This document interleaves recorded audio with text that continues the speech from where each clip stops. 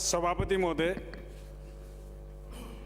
मैं मांग संख्या 18 गृह और मांग संख्या 19 कारागार पर बोलने के संबंध में मैं सभापति महोदय ये कहना चाहूँगा, गृह मंत्री जी हमारे सदन में नहीं हैं, वो विधि मंत्री भी हैं,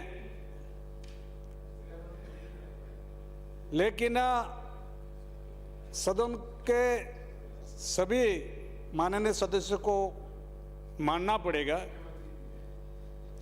कि प्रदेश में कानून व्यवस्था वाकई में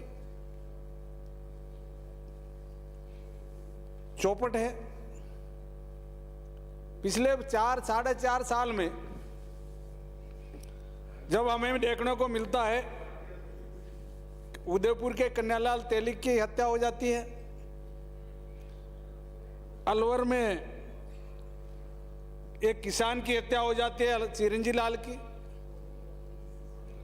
भिलवाड़ा में आदर्श तापड़िया की हत्या होती है और चित्तौड़ में रतन सोनी की हत्या होती है। इतना ही नहीं, हमारे राजधानी में एक महिला के साथ जलाकर के हत्या की जाती है। इन सारों बातों को ध्यान में रखते हुए सभापति महोदय मैं ये कहना चाहूँगा कि किसी अभी माननीय सदस्य महोदय ने बताया था, इसका फोटो इसके साथ है, इसका फोटो इसके साथ है, इसका फोटो इसके साथ है, उसको ध्यान में रखते हुए श्रेय बिगड़ यह कानून व्यवस्था नहीं बिगड़ी। श्रेय जरूर है। आज प्रदेश में बजरी राज माफियाओं का राज चल रहा है। बजरी माफिया, शराब माफिया, साइबर माफिया और महिला अत्याचार का भू माफिया की नजर अब मंदिरों की जमीन पर भी है। नकली नोट माफिया भी चल रहा है, ड्रग्स माफिया भी चल रहा है, अवैध हथियार का बोलबाला पूरा राजस्थान में है। बेखौफ गोलीबारी भी हो रही है। माननीय अध्यक्ष महोदय, सभापति महोदय, अवैध हथियारों की तस्करी के मामले में राजस्थान तीसरे नंबर पे है पूरे देश में।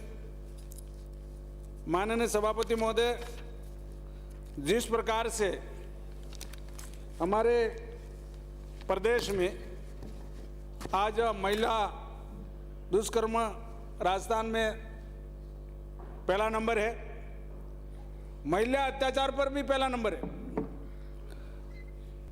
साइबर क्राइम में भी पहला नंबर है, परीक्षा पेपर आउट करने में भी पहला नंबर है। सभापति महोदय, मैं ये कहना चाहूंगा कि बलात्कार के मामले में राजस्थान पूरे देश में प्रथम स्थान पे है। महिलाओं के अपहरण के मामले में भी पूरे देश में,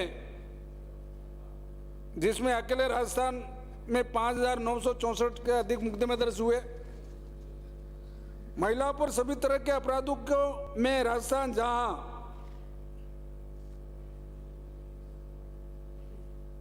8,000 से अधिक 8 लाख से अधिक अपराधी मुकदमे हुए।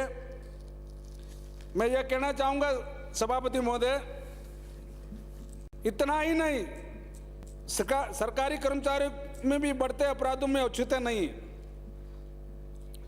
बजरी माफियों द्वारा पुलिस होमगार्ड के कर्मचारियों को ट्रैक्टरों से कुचला जाता है। यह भी माननीय सभी सदन में सदस्य जानते हैं। मैं यह कहना चाहूंगा कि माननीय सभापति महोदय, जिस प्रकार से प्रदेश में सांप्रदायिक हिंसा हुई, चाहे वो करौली धार्मिक रैली में हो, चाहे उदयपुर में तालिबानी नृत्य की बात हो, बड़ी सादड़ी में धार्मिक स्थल की बात हो, चित्तौड़ में धार्मिक स्थल की बात हो, जोधपुर में सांप्रदायिक दंगा की बात हो और छबड़ा में सांप्रदायिक दंगे की बात हो, मैं सभापति महोदय यही कहना चाहूँगा कि अन्य कई प्रकार के प्रदेश में डकैती जो है वो आम बात हो गई है। मैं माननीय गृह मंत्री जी से निवेदन करूंगा कि जिस प्रकार प्रमुख अपराधों की तुलना, चाहे वह हत्या हो, हत्या का प्रयास हो, डकैती हो, लूट हो, अपहरण हो, बलात्कार हो, नकद वजनी हो, चोरी हो, इस मामले में भी जिस प्रकार से पिछला ग्राफ जो बढ़ रहा है, उसको अभी मामला आया था कि वहाँ कोर्ट बीकानेर की बात है, वहाँ कल्ला कोर्ट चल रहा है। ये सदन में इस प्रकार की चर्चा होना अच्छी बात नहीं है। इसका मतलब कहीं कहीं शय जरूर है, उसको ध्यान में रखते हुए पूरे, मैं ये कहना चाहूँगा सभापति महोदय, पूरे कुएं में बंग एक गुड़ी हुई है, कुआ में पूरे पानी में बंग गुड़ी हुई है। सरकार के वरिष्ठ अधिकारियों के अपेक्षित रहते हुए भ्रष्टाचार रोकने के, लेकिन पिछले कुछ सालों में सरकार के बड़े अधिकारी भी इस भ्रष्टाचार में लिप्त है। चाहे वह लक्ष्मण गौड़ हो, चाहे वह सतवीर सिंह हो, चाहे इंद्र सिंह राव हो, चाहे मनीष अग्रवाल हो, हरेश, और चाहे पिंकी मीणा हो। इसके अलावा दिव्या मित्तल की बात कहो, 2 करोड़ अजमेर में लिए, ये किसी से आसान नहीं है। मनीष बेनीवाल हो, भ्रष्टाचार निरोधक के सवाई माधोपुर में पदस्थापित अतिरिक्त पुलिस अधीक्षक को जिला परिवहन अधिकारी के सहित जिले के सभी अधिकारियों के मासिक बंदी लेने के आरोप में पकड़ा गया था, लेकिन जोधाराम जैसे इंस्पेक्टर को घूसखोरी में और एवं गैंगस्टर के साथ गोवा में पार्टी के आरोप में नौकरी से बर्खास्त किया। लेकिन किया गया, गृह विभाग ने बिना डीजीपी की जानकारी से वापस नौकरी पे ले ली। क्या सरकार की शय है कि नहीं है? मैं माननीय डीडी कुमावत की बात कहो, मैं इतना ही नहीं, मैं ये कहना चाहूँगा, चाहे वो हिम्मत सिंह, अभिलाष टाक, तत्कालीन एसपी सिरोही की अंतर्राष्ट्रीय शराब तस्करी में लिप्त होते हुए भी अभी तक को कोई काम नहीं हुआ है। मैं भ्रष्टाचार निरोधक के औसतम प्रतिदिन एक अधिकारी और कर्मचारी किसी कारण से ऐसा भ्रष्टाचार में लिप्त है, लेकिन राजकीय संरक्षण के कारण भ्रष्टाचार में कमी नहीं हो पा रही है। मेरा अनुसूचित जनजाति पर भी अत्याचार है, अनुसूचित जाति पर भी अत्याचार है, जिसका आंकड़ा हत्या, बलात्कार। मैं ये कहना चाहूँगा सभापति महोदय, इनको पुलिस विभाग के विशेष करके इनके सुविधा देनी चाहिए, आवास की व्यवस्था करनी चाहिए, इनका मेज भत्ते की व्यवस्था करनी चाहिए। 3600 से ज़्यादा जो ग्रेड जो मांग रहे हैं उसको देना चाहिए। इसके साथ साथ जो हमारे होमगार्ड है उनको 12 महीने तक उनको नौकरी पे रखना चाहिए, और इनकी 10% राशि जो वेलफेयर में जा रही है उसको वो करते हो ESI और PF में करना चाहिए। मेरा सरकार से निवेदन है।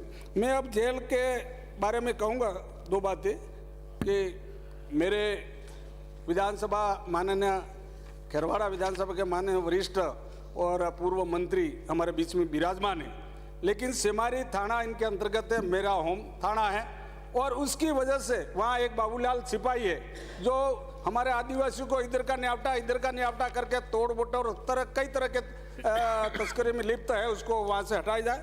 जेल के मामले में चाहे वो मोबाइल हो, सिम कार्ड हो और चार्जर हो, अफीम हो, चरस हो, इसको भी ध्यान करने की ज़रूरत है। जेलों में जो माननीय सदस्यों ने बताया कि जेलों में ठोस करके भर दिया जाता है, मदन जी दिलावर साहब, ठोस करके कहीं 80 के स्टैंड है और वहाँ 260